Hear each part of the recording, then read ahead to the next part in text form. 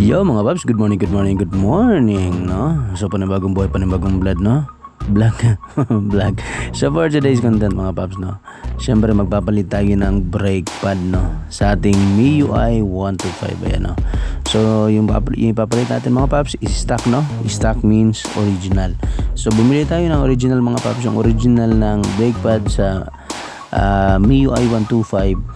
Nasa 500 din yan mga paps. So may mga aftermarket din tayo mabibili na tag 100 plus, pero ako mas pinipili ko talaga yung quality kasi yung brake kasi is importante yan. So okay mga paps, no, ihanda natin yung ating mga tools na gagamitin. Ayan, no, so makikita nyo 12, ayan, 12 ba yan? Ayan, 12 para dyan, 12 lang na T or combination, back range, socket range para sa pagtanggal ng ating brake caliper. Ayan, so tinatanggal na natin yan mga paps, no. So ayun, so may pinakita akong tools dito. Ayan, hindi nyo nang pansinin yan, wala lang yan, design lang yan. Saan mo gagamit yung 8? Yung 8 yan usually ginagamit yan sa nipple, pero hindi na. 12 lang tayong gagamitin natin mga paps, no, kasi hindi naman tayo mag na. Ayan, 12 lang. Bubuksan ko sana yung yung bleeding nipple, kaso hindi na.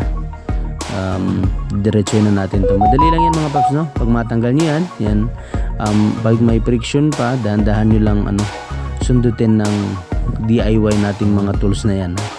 Ayan, yan yung pinangsusundot ko para matanggal siya kasi kumakapit na eh. Ayan, so yung tendency niya pag marumi talaga, hindi siya bumabalik agad. So pag magpapalit ka, talagang kakapit pa yan, so kailangan mo talaga siyang sundutin. Ayan, sa mga paps na makikita nyo, meron yung may nakasundot yan na pin na maliliit, so tanggalin nyo yung pin na dyan sa ibaba. Ayan, makikita nyo yan, maghahanap tayo ng pang sundot mga paps, ha. Ayan, so meron tayo nakitang cutter. Ayan, pwede nyo hilain lang yan pataas, pababa. Ayan, kayo na yung bahala, madali lang yan mga paps, DIY lang, hindi nyo kailangan pumunta pa ng shop. And then bunutin nyo yung pinaka pin nya. Ayan, so automatic matatanggal na agad yung brake pad niyan. Ayun, no. So may laman pa naman siya, kaso hindi ko na hindi ko na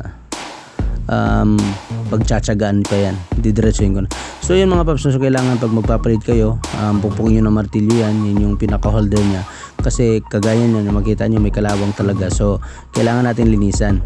And then syempre yung piston nya yan mga paps, goods pa naman. So konting punas lang, lagyan lang natin ng oil, no, para hindi na tayo mahirapan. So much better mga paps, no, kung may press kayo, yung bang clamp, para madali nyo siyang ma-push. So in this case mga paps, na wala naman tayong nawala yung natin, so punasan lang natin para hindi rin magasgas, no. Pero minsan mga paps, no, yung iba ginagawa nila steel brush. Okay din yun, pero aware lang tayo, baka magasgas eh. So pag yan, magkakaroon na rin ng leak, no. So ito mga paps, no, ganyan, malambot naman siya, kaya iniikot natin. So lagyan nyo uli ng pampadulas. Ayan, kaya na ginagawa ko, lagyan nyo ng pampadulas. And then etong holder nya, mga punasan nyo lang mga paps. Pero kung naman, kung may pang kayo, yung steel brush na pino, pwede rin para medyo malinis. Kung may liha kayo, pwede rin isang paper nyo, kahit 1,000 lang, pwede na yun, para smooth na naman yung brake natin. So ayan ginagawa ko mga paps, no. Ayan, ibinras ko na kasi medyo may mga kapal, meron mga makakapal na kalawang, kaya kailangan natin tanggalin yun. So ito yung option natin, kailangan natin siyang i-brush. Yan, ganyan lang mga paps, napakadali lang yan. Lagyan nyo uli ng oil. Ayan, yan, lagyan nyo ng konting oil para lang at least yung purpose kasi natin yan mga paps, para malubricate siya.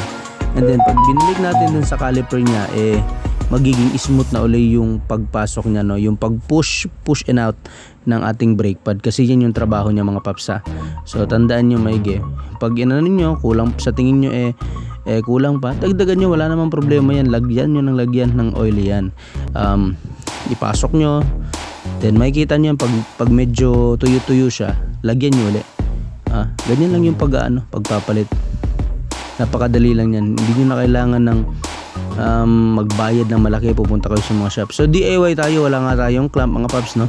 Gumamit lang tayo ng combination para mai-push, no, yung natin, yung piston, no, para pabalik.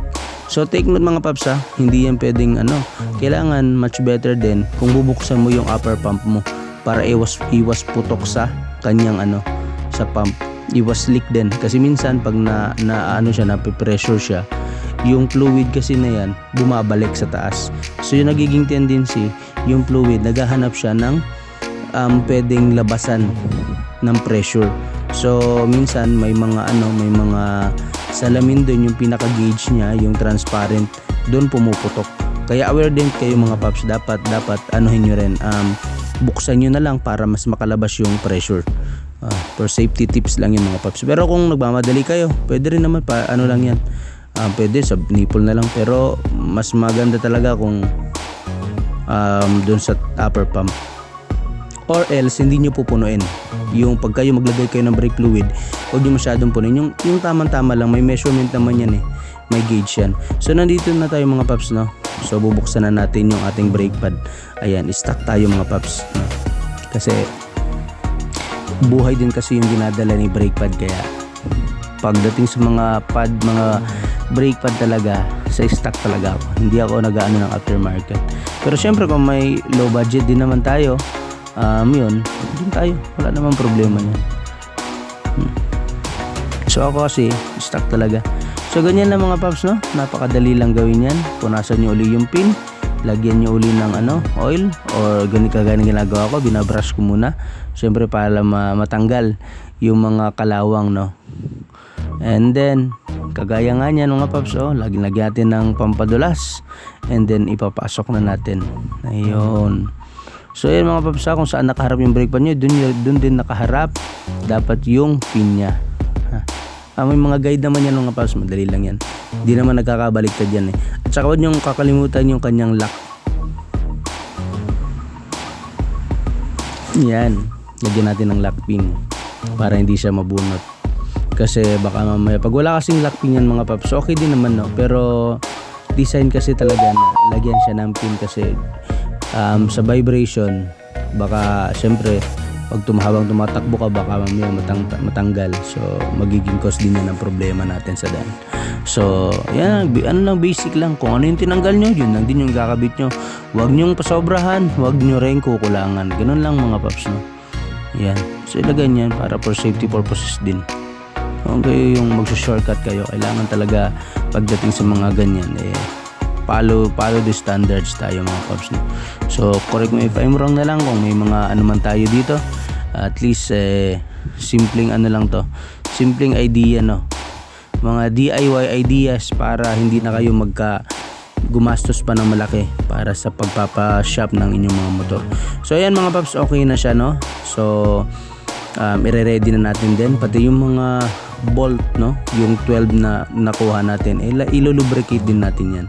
So yan, dapat lalagyan nyo ng clearance, no? Kasi para pag naipasok na siya dun sa brake pad, hindi siya yung hindi ka mahirapang mag-adjust. Okay?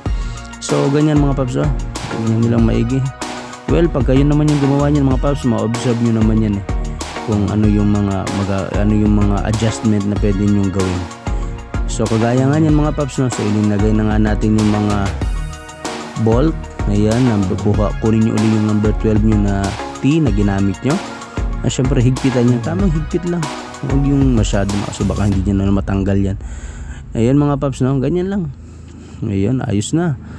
Check nyo uli, kagaya, back. Alright, ganyan, no? Bang, ayos. So okay na yan mga paps, goods na yan. Wala na kayong problemahin pa, no? So iti-test natin syempre para kung okay na ba, wala ba siyang dragging. Madali lang yan, test nyo.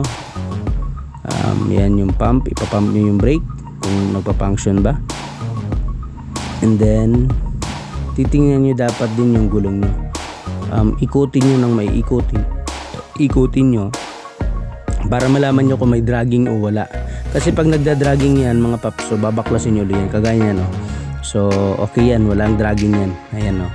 Ayan. So normal yan mga paps, no, na medyo may kapit siya ng konti pero goods pa rin yan.